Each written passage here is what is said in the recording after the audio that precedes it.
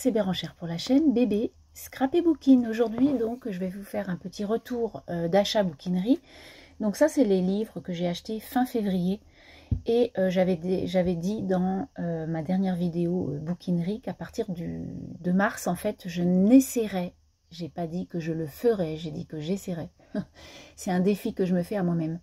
De n'acheter que 2 livres par mois jusqu'en juin pour un petit peu stopper l'agrandissement de cette palle qui est déjà, pour moi personnellement, déjà beaucoup.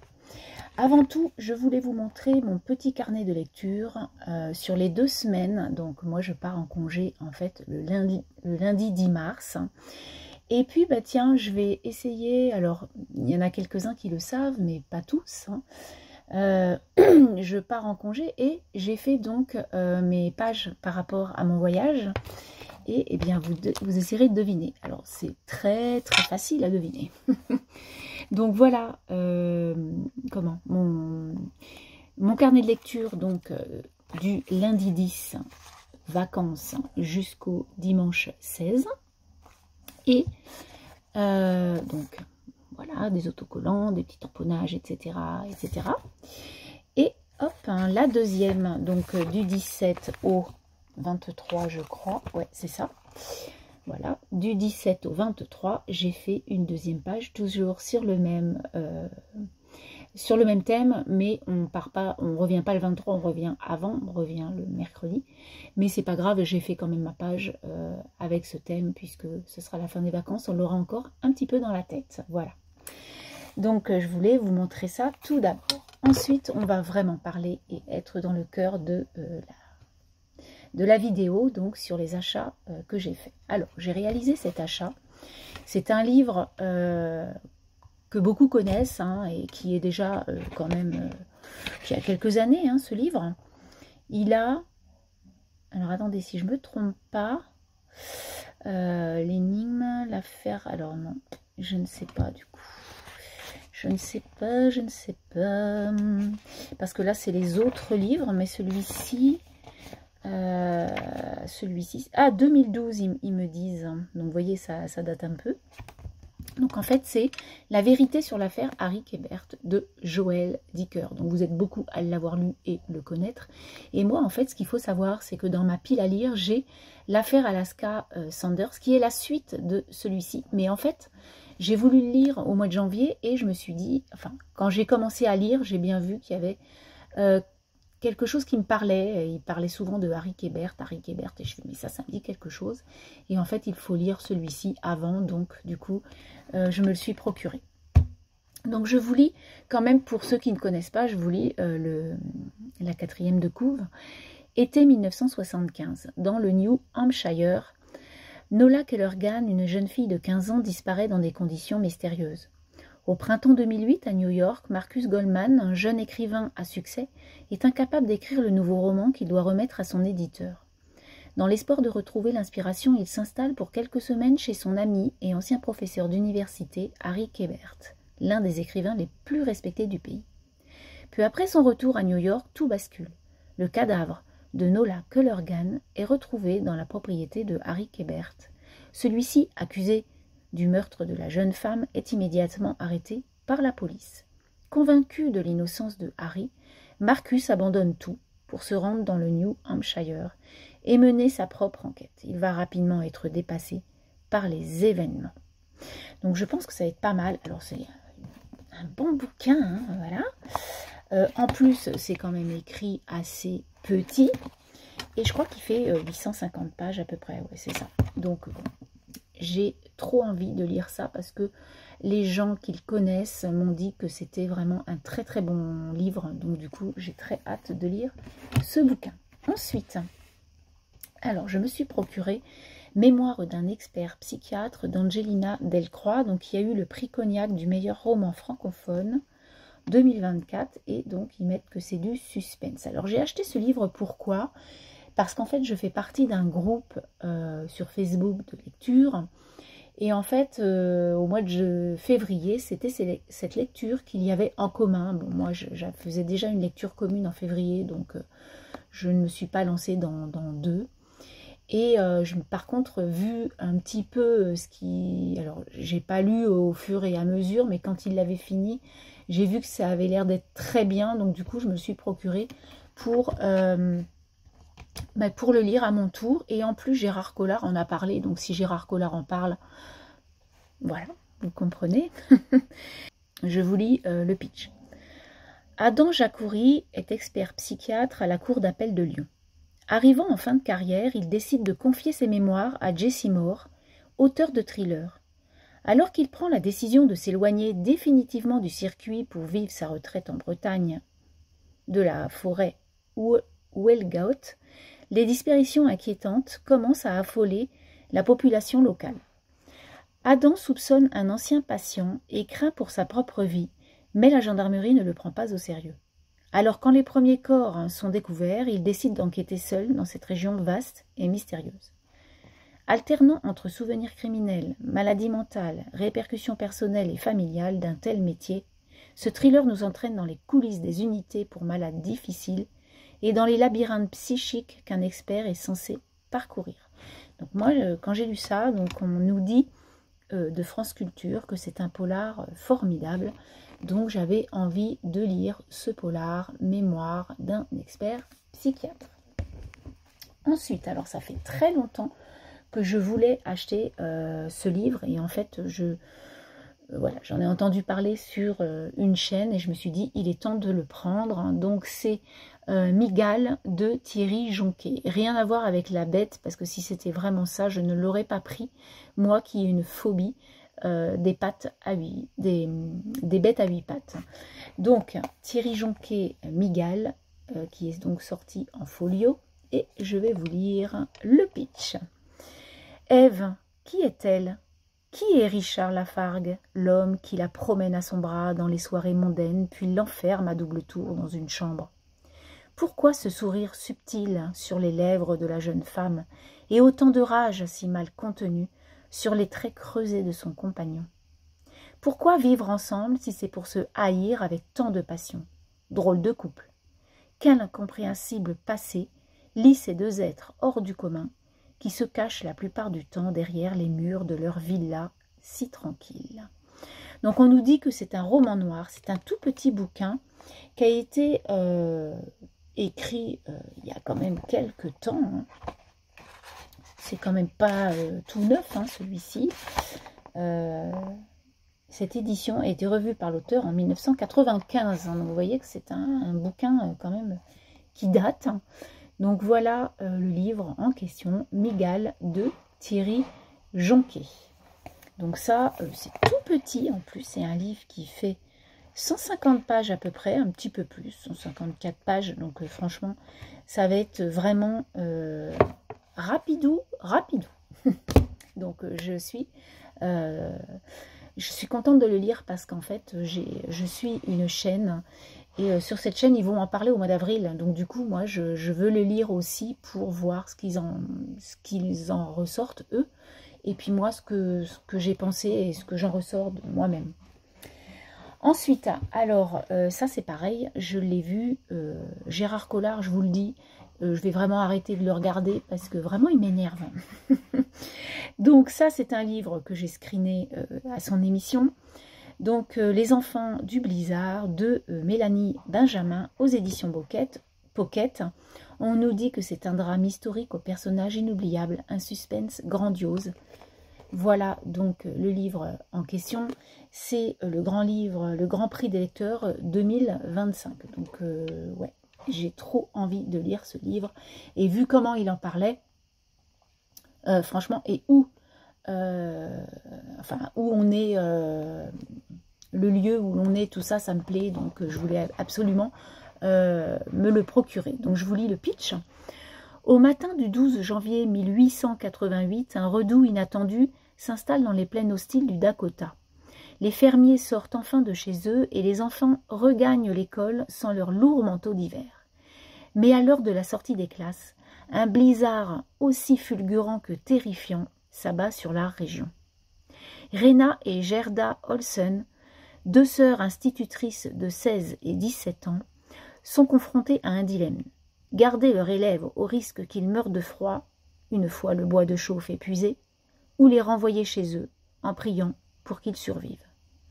Tandis que les éléments se déchaînent, les deux jeunes filles, livrées à elles-mêmes, se retrouvent au cœur d'un véritable cauchemar et devront faire preuve d'un grand courage et d'une véritable abnégation. Et le Parisien nous a dit un roman haletant. Et franchement, vu comment Gérard Collard en parlait, j'avais vraiment envie de lire ce bouquin.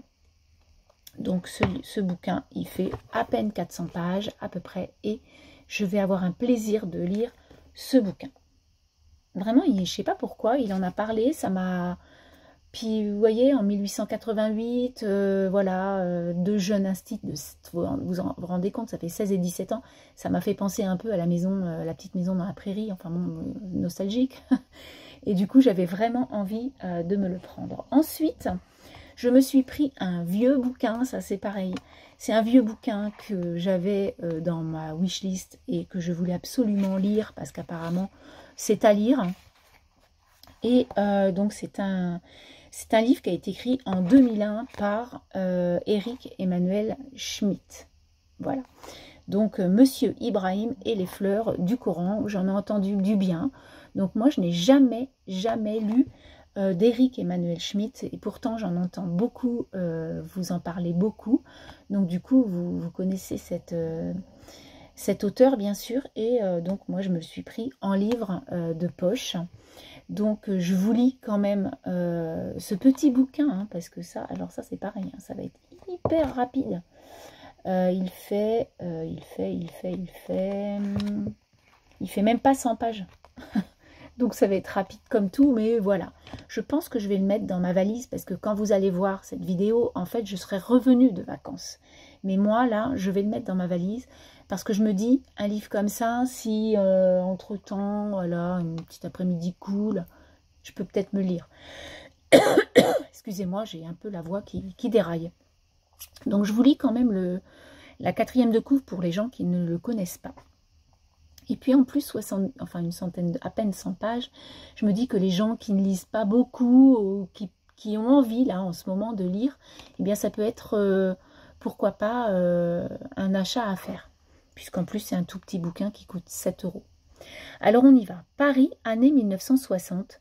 Pour échapper à une famille sans amour, Momo, un garçon juif de 14 ans, devient l'ami du vieil épicier arabe de la rue Bleue. Mais les apparences sont trompeuses. Monsieur Ibrahim n'est pas arabe. La rue Bleue n'est pas bleue. Et la vie ordinaire, peut-être, pas si ordinaire. Monsieur Ibrahim et les fleurs du Coran s'est vendu à près de 3 millions d'exemplaires dans le monde. Donc, vous voyez, c'est un livre qui a été lu par beaucoup de gens. Et du coup, je voulais, moi, le lire et voilà, voir ce qu'il en découlait. Donc, Monsieur Ibrahim et les fleurs du Coran. Ensuite, j'ai lu Gérard Collard, encore lui. Donc, je me suis pris un livre qui s'appelle L'inconnu du portrait de Camille de Périti, donc qui a été le prix Maison de la Presse et le prix du roman Marie-Claire en 2024, donc l'année dernière, qui donc est édité en livre de poche depuis très peu. C'est pour ça que je me le suis pris, parce que c'était un tout petit prix de 9 €.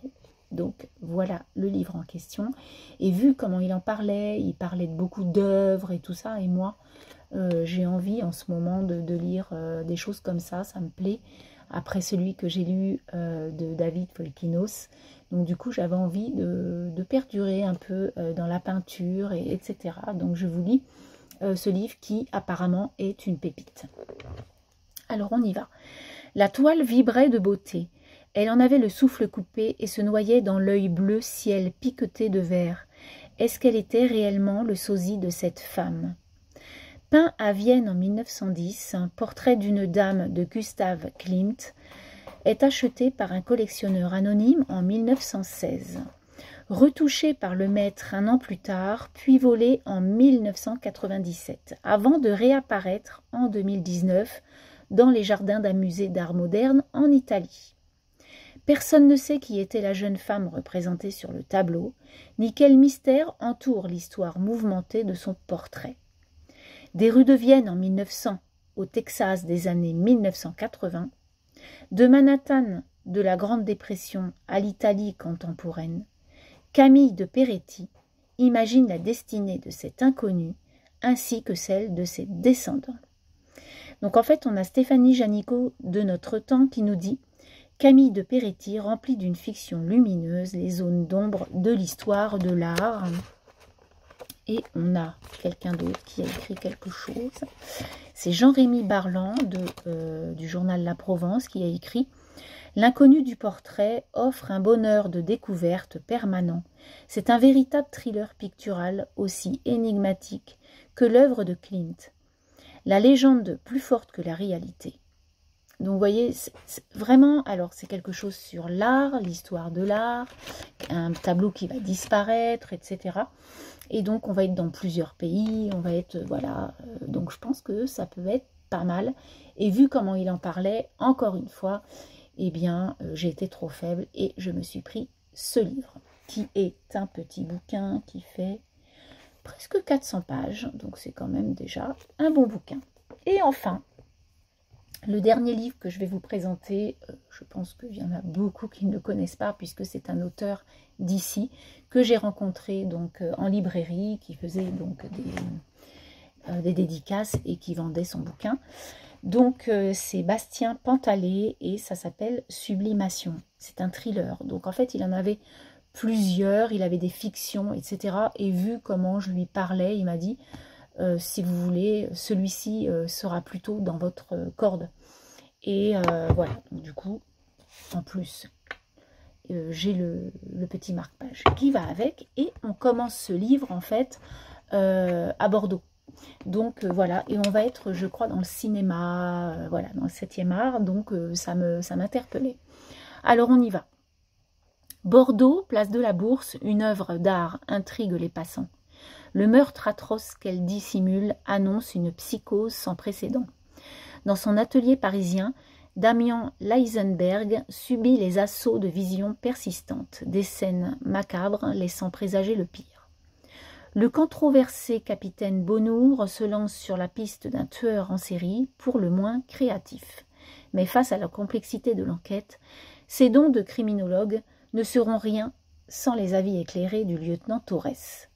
Du port de la Lune à Paris, le duo d'enquêteurs impuissants assiste au décompte des victimes. Donc moi je pense que ça va être pas mal. J'ai regardé un peu sur les avis, alors il y a un peu de tout, mais il me disait que c'était l'œuvre qu'il a le plus vendue et qui a le plus de succès dans tous ses livres. Donc je me suis dit pourquoi pas, hein, il avait l'air très gentil ce monsieur. Et moi j'aime connaître des gens qui, voilà, qui se font un nom, etc. Alors, je vais vous dire combien il fait de pages en plus. Ça va être des gros chapitres, hein, j'avais pas vu. Donc, il fait combien de pages, lui? À peu près. Oh, il fait presque 400 pages, hein, donc voilà, ça va être quand même un bon bouquin à lire, une belle intrigue, un bon thriller.